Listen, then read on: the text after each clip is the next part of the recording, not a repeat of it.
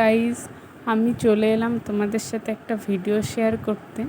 আজকে আমি নিজে হাতে বানাবো রসমালাই। তোমরা দেখে আমায় বলবে রসমালাইটা আমি কেমন বানালাম আর হয়েছে কিনা। ফার্স্ট বানালাম তো। আজকে আমি রসমালাই বানাবো আমুল দুধ দিয়ে। ওই জন্য উষ্ণ গরম জলে আমুল দুধটাকে ভালোভাবে গুলে নিলাম। আর ছানা আমি বাড়িতে বানাইনি, বাজার থেকে কিনে এনেছিলাম।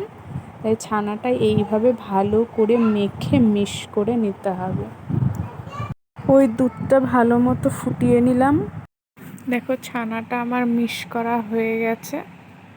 দুধটা আমি ভালো মতো ফুটিয়ে নিচ্ছি। আর এই ছানাটা দিয়ে ছোট ছোট গোল্লা বানাবো।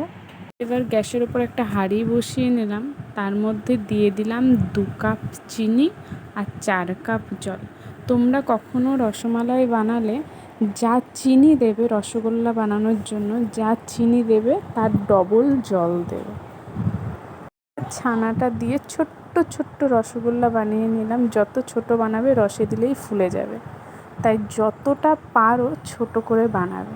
রসগোল্লা আমার বানানো কমপ্লিট। ওই ফুটন্ত রসের মধ্যে দিয়ে দিলাম ওই ছানার গোল্লাগুলো। দেখো, এটা ভালো মতো ফুটিয়ে নেব। তারপর রসগোল্লাগুলো কেমন বড় বড় হয়ে যাবে। তারপর এগুলো রস থেকে ভালো করে ছেঁকে নিতে হবে।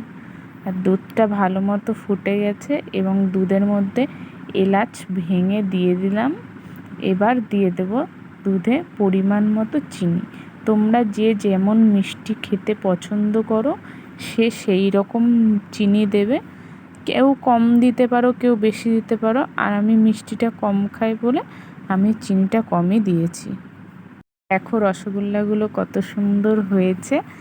তবে রস থেকে রসগোল্লাকে ভালো মতো ছেঁকে নিয়েছি এবং সেই ফুটন্ত দুধের মধ্যে রসগোল্লাগুলো ছেড়ে দিলাম। এমনকি একটুখানি ফুটিয়ে দেখো রেডি।